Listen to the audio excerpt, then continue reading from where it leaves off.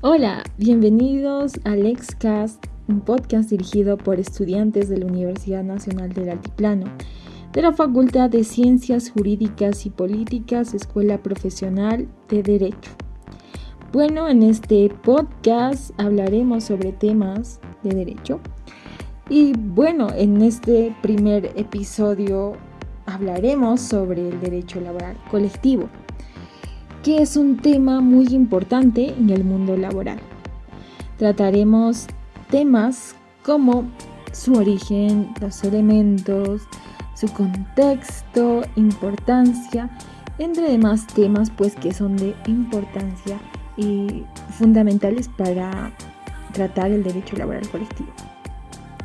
Bien, vamos a descubrir primeramente cómo surgió, por qué sigue siendo tan relevante y qué elementos lo componen para proteger a los trabajadores. Comencemos. El origen del derecho laboral colectivo. Todo comenzó en la Revolución Industrial, cuando las fábricas comenzaron a crecer rápidamente, pero las condiciones laborales eran muy duras. En ese contexto, los trabajadores estaban completamente desprotegidos. Trabajaban más de 12 horas al día en condiciones peligrosas, sin ningún tipo de beneficio social ni estabilidad. Como respuesta a esta explotación, los trabajadores comenzaron a organizarse. Así nació el derecho laboral colectivo, un mecanismo que permite a los trabajadores unirse para negociar y exigir mejores condiciones de trabajo. Por ejemplo, en Inglaterra, a fines del siglo XIX, se legalizaron los sindicatos, lo que permitió a los trabajadores unirse legalmente y pelear por sus derechos. En muchos países, estas organizaciones inicialmente fueron vistas como una amenaza por los gobiernos y empresarios, pero con el tiempo se fueron aceptando y comenzaron a jugar un papel crucial en la legislación laboral. Asimismo, pues la creación de la Organización Internacional del Trabajo en 1919 fue un paso fundamental. A través de convenios internacionales, pues la OIT ha promovido la protección de los derechos laborales. En particular, el convenio 87 pues garantiza la libertad sindical, mientras que el convenio 98 fomenta la negociación colectiva entre empleadores y trabajadores. Ahora hablaremos sobre los elementos del derecho laboral colectivo. Pues vamos a profundizar en 3 elementos esenciales que componen este derecho. Primero, la sindicación, pues este es el primer y más básico derecho. La libertad de asociación, la sindicación, pues permite a los trabajadores formar sindicatos, ya sea en una empresa o a nivel sectorial, para defender sus intereses de manera conjunta. La capacidad de organizarse como colectivo es un derecho que está protegido constitucionalmente en muchos países. Y bueno, Perú no es la excepción, pues tenemos que en su artículo 28 menciona que pues los derechos de sindicación, ¿no?, que se reconocen los derechos colectivos del trabajador, en este caso pues derecho de sindicación, negociación colectiva y derecho de huelga. El Estado reconoce pues los derechos de sindicación, negociación colectiva y la huelga. Es importante destacar que no solo se refiere a la creación de sindicatos, sino también al derecho de los trabajadores a unirse y afiliarse a estos sin sufrir represalias. Ahora, como punto número 2 o como elemento número 2, pues tenemos la negociación colectiva. Este segundo elemento, aquí es, donde el sindicato juega un papel fundamental. A través de la negociación colectiva, los sindicatos negocian con los empleadores condiciones como salarios, jornada laboral, beneficios y demás condiciones de trabajo. Esta es la manera en que los trabajadores pueden hacer valer sus derechos de manera más efectiva, porque lo hacen en conjunto, lo que les da más poder frente a los empleadores. El convenio colectivo, resultado de estas negociaciones, tiene fuerza vinculante, lo que significa que lo acordado es de cumplimiento obligatorio para las partes. Esta es una herramienta clave en la lucha por mejorar las condiciones laborales. Sin negociación colectiva, los derechos de los trabajadores quedarán a la merced de lo que el empleador decida ofrecer.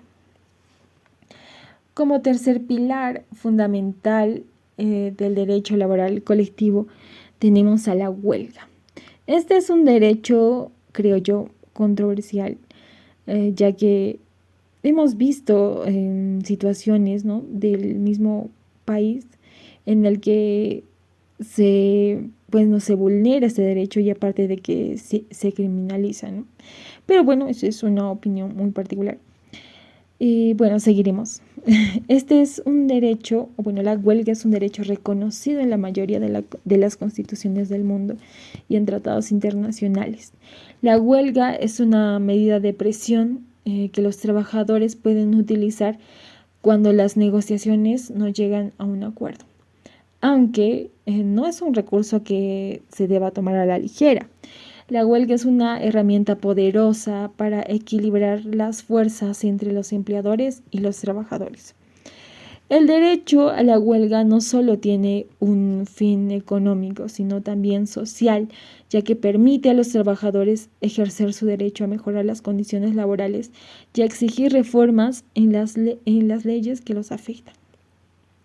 El convenio 87 de la OIT establece que los trabajadores tienen derecho a suspender sus actividades si así lo deciden, siempre y cuando se cumplan las normativas legales que lo regulan.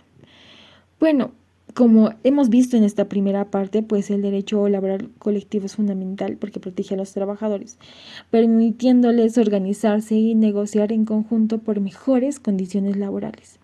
La sindicación, la negociación colectiva y la huelga son tres pilares que sustentan este derecho, dándole fuerza a los trabajadores para que puedan defender sus intereses frente a los empleadores. Y no solamente sus intereses, sino también sus derechos, ¿no? No se trata solo de leyes, sino de un sistema que busca equilibrio y justicia social. Bueno, esta fue la primera parte de nuestro tema, que es el derecho laboral colectivo. Y bueno, pasaremos a la segunda parte, que lo dará mi compañera siguiente. Continuamos. Excelente explicación del origen y de los elementos que cobran gran relevancia para el establecimiento de los derechos laborales, que claro, también son fundamentales en la actualidad, porque todos debemos de hacer valer nuestros derechos.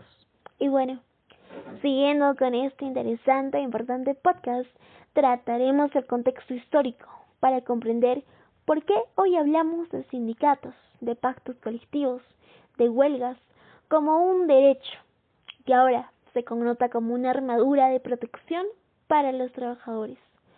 Porque créanme, lo que hoy consideramos como derechos básicos no son más que conquistas arrancadas de la indiferencia y a menudo de la brutalidad. Retrocedamos el tiempo.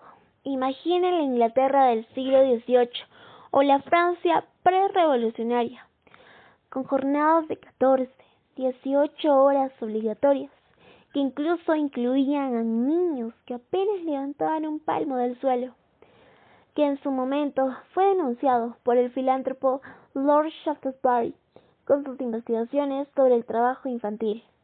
Se veían además salarios de hambre,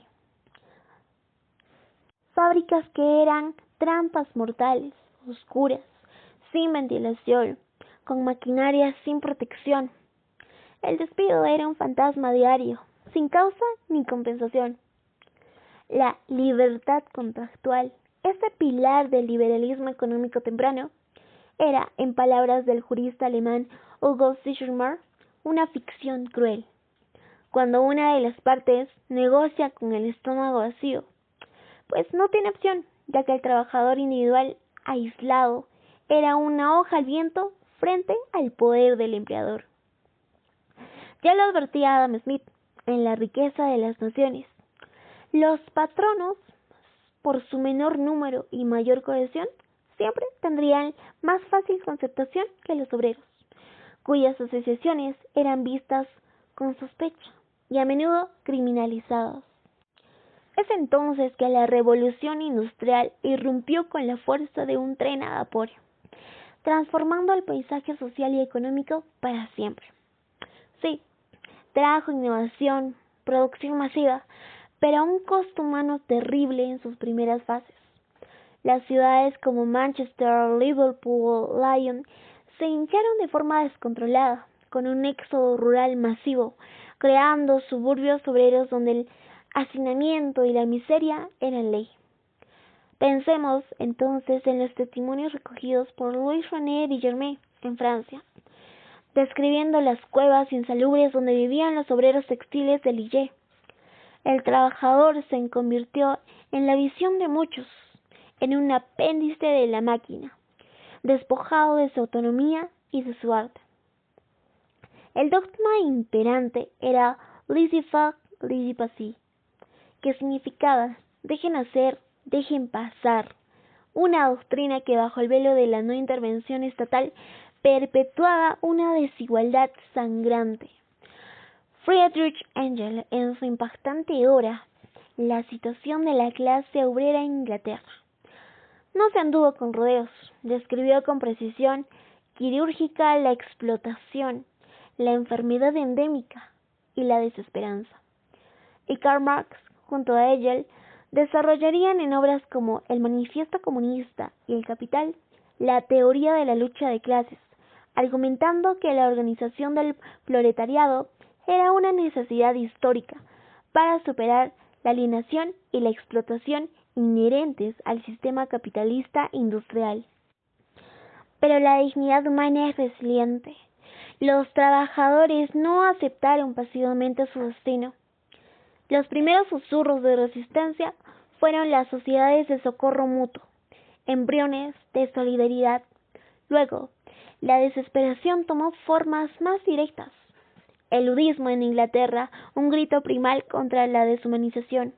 Y por supuesto, las primeras huelgas, como las de los tejedores de Lyon en Francia en 1831 y 1834, que bajo el lema «Vivir trabajando o morir combatiendo», sacudieron la conciencia europea, aunque fueron ahogados en sangre.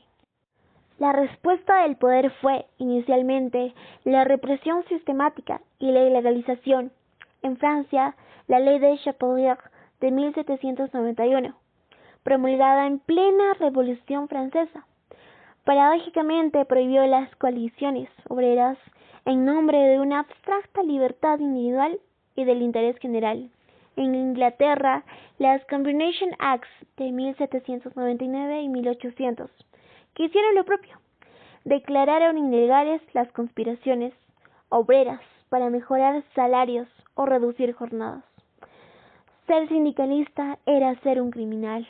Esto forzó a los primeros movimientos obreros a una existencia clandestina y heroica. Pero la presión social y la evidencia de que la represión solo generaba más conflicto empezaron a abrir grietas en el muro de la prohibición. Lentamente, muy lentamente, llegó el reconocimiento. Un hito crucial fue la derogación de las Combination Acts en Inglaterra, aunque la actividad sindical siguió estando fuertemente restringida. La Trade Union Act en el Reino Unido finalmente otorgó un estatus legal a los sindicatos, un paso gigantesco. Surgieron entonces con más fuerza las Trade Union británicas, los sindicatos franceses, los Gewerkschaften alemanes, organizaciones que ya no solo buscaban la caridad, sino la justicia a través de la negociación colectiva, y si era necesario, la huelga. Por ello, varias figuras fueron claves en teorizar y legitimar este nuevo poder social, concibiendo la negociación colectiva como el pilar de una democracia industrial. Acontecimientos como la revuelta de Haymarket en Chicago en 1886, que luchaba por las jornadas de 8 horas y culminó con la ejecución de varios líderes obreros, aunque trágicos, avivaron la llama del movimiento obrero internacional. y dieron origen a la conmemoración del 1 de mayo. El siglo XX fue el escenario de la consolidación definitiva.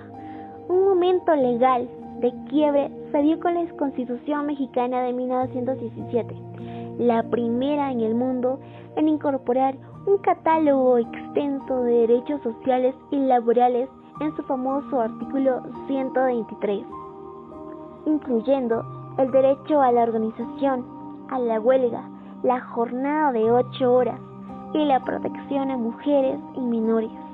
Poco después, la Constitución de Weimar en Alemania, que también reconoció la función de los sindicatos y la negociación colectiva. La hecatombe de la Primera Guerra Mundial y la necesidad de reconstrucción social llevaron a la creación en 1919, como parte del Tratado de Versalles, de la Organización Internacional del Trabajo, que se convirtió en el motor de la legislación laboral internacional, emitiendo convenios fundamentales como el Convenio número 87 sobre la libertad sindical y la protección del derecho de sindicación, y el Convenio número 98 sobre el derecho de la sindicación y de negociación colectiva. Tras la Segunda Guerra Mundial, la constitucionalización de los derechos colectivos del trabajo se extendió por Europa y América Latina. La libertad sindical, el derecho de huelga y la negociación colectiva fueron elevados al rango de derechos humanos fundamentales, indispensables para una sociedad democrática y justa. Pues el derecho colectivo era la única forma de contrarrestar la desigualdad estructural del contrato individual de trabajo. Así que cuando hoy escuchamos hablar de un sindicato que negocia un convenio o de trabajadores que ejercen su derecho a la huelga, no estamos viendo un capricho, ni una concesión gratuita del sistema. Estamos viendo la manifestación de una conquista histórica, forjada en la lucha contra la explotación, en la búsqueda incesante de equilibrio y dignidad. Su justificación es múltiple y profunda. Es la democracia penetrando los muros de la empresa. Es la paz social construida sobre acuerdos y no sobre la imposición. Es la justicia social hecha realidad a través de condiciones laborales más humanas y salarios más justos. Conocer este origen, recordar a los Canucks Lions, a los mártires de Chicago, a las costureras de Triangle Structures Factory, cuyo incendio en Nueva York en 1911 evidenció la necesidad urgente de regulación, es fundamental, porque solo valorando la sangre, el sudor y las ideas de cimentación de estos derechos podemos defenderlos con convicción frente a los nuevos desafíos que el siglo XXI nos plantea. Con esta información, ¿tú qué opinas? Y bueno, siguiendo con este podcast, continuaremos con la justificación del surgimiento de la protección colectiva. La justificación del surgimiento de la protección colectiva en el ámbito laboral parte de una constatación histórica clara: la desigualdad estructural entre el empleador y los trabajadores. Desde los inicios del sistema capitalista, el trabajador ha estado en una posición de debilidad frente al empleador, quien concentra el poder económico, los recursos y los medios de producción. El trabajador, en cambio, solo cuenta con su fuerza laboral y su necesidad urgente de trabajar para poder subsistir. Esta realidad convierte la supuesta igualdad entre ambas partes en un ideal más que en una práctica. Así, la idea de una relación laboral basada exclusivamente en la libertad contractual individual se reveló como una ficción. En la práctica, el trabajador individual carece de poder real para negociar condiciones dignas. Esta incapacidad dio lugar a una necesidad urgente: unirse, organizarse y actuar colectivamente. La organización de los trabajadores en sindicatos, gremios y otras formas asociativas fue, desde un inicio, una herramienta de defensa, resistencia y lucha por mejores condiciones de vida.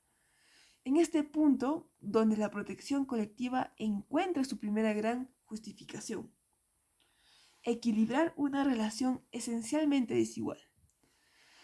Pero la protección colectiva no solo responde a razones estratégicas o de convivencia práctica, también se sustenta en una razón ética.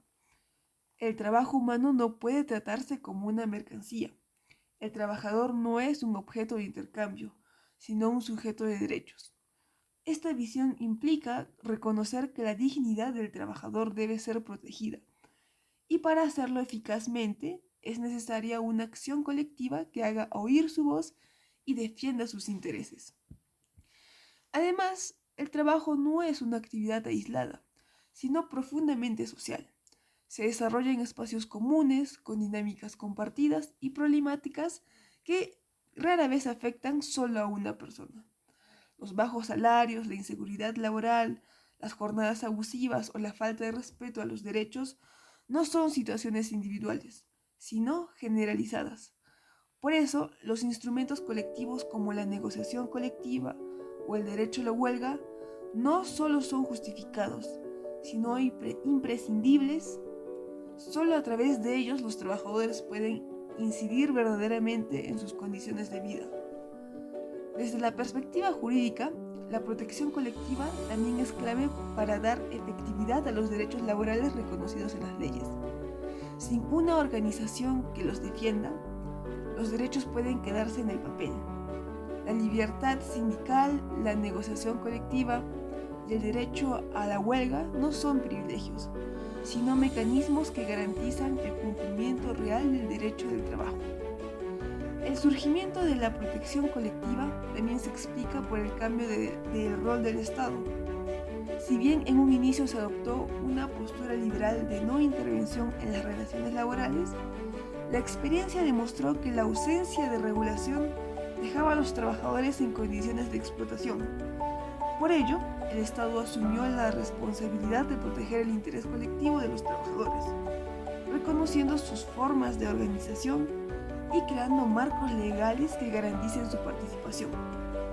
A nivel internacional, esta protección también ha sido reconocida como un derecho fundamental. La Organización Internacional del Trabajo ha establecido mediante el Convenio 87 y 98 la libertad sindical y el derecho a la negociación colectiva como pilares del trabajo decente. Estos instrumentos reflejan un consenso global. Sin acción colectiva no hay justicia posible. Incluso desde un plano económico, la protección colectiva encuentra respaldo. Los sistemas que la garantiza tienden a ser más estables, con menos conflictos, mayor productividad y mejor distribución del ingreso. Así, la protección colectiva no solo beneficia a los trabajadores, sino que fortalece la economía y la cohesión social en su conjunto. Para poder continuar con este tema importante, también es necesario mencionar que el derecho colectivo del trabajador es una rama fundamental del derecho laboral, pues ésta regula, las relaciones entre los trabajadores organizados a través de sindicatos, federaciones o confederaciones y los empleadores. Esto pueden ser tantos públicos como también privados. Su objetivo es equilibrar las relaciones laborales mediante herramientas como la negociación colectiva, la libertad sindical y el derecho a la huelga. Pero, ¿por qué tiene una importancia socioeconómica tan marcada? Pues ahora hablaremos un poco sobre la importancia que puede tener en cuestión socioeconómica del derecho colectivo del trabajador en el marco de las relaciones laborales. Para poder continuar, pues primero tenemos que mencionar que la importancia se debe a que permite a los trabajadores participar activamente en la defensa de sus derechos e intereses comunes. La convención colectiva, por ejemplo, es la fuente más importante del derecho colectivo. A través de ella, los sindicatos logran mejorar remuneraciones, las condiciones laborales más justas y acuerdos sobre productividad, contribuyendo hacia el bienestar del trabajador y su familia. Segundo, este derecho no solo mejora las condiciones de vida de quienes trabajan, sino que también reduce las desigualdades sociales, ya que garantiza mecanismos de redistribución de ingresos. Cuando los trabajadores negocian colectivamente, su poder de negocio o de negociación se fortalece frente al empleador, rompiendo así las relaciones desiguales e impulsando mayor justicia social. Como tercer punto, tenemos que este derecho colectivo contribuye a la estabilidad en las relaciones laborales. La existencia de sindicatos y la posibilidad de huelga reconocida legalmente evita que los conflictos escalen fuera del marco jurídico. En otras palabras, se promueve la paz laboral, lo que es beneficioso no tanto para las empresas como también para la economía nacional.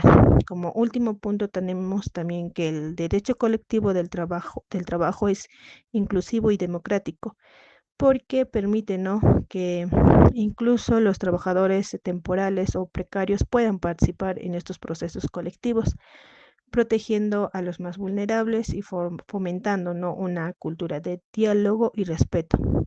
Y claro, cuando los trabajadores tienen mejor ingreso, pues consumen más, lo que impulsa la economía y el desarrollo del país. Para poder finalizar este tema, también es necesario mencionar el rol del Estado y la regulación que tenemos dentro de nuestro país. En nuestro país, esta regulación, la regulación busca en sí garantizar que estas relaciones laborales se desarrollen en un marco de legalidad y justicia. Además, la ley reconoce, ¿no?, a los sindicatos como representantes legítimos de los trabajadores y establece procedimientos claros para la negociación colectiva.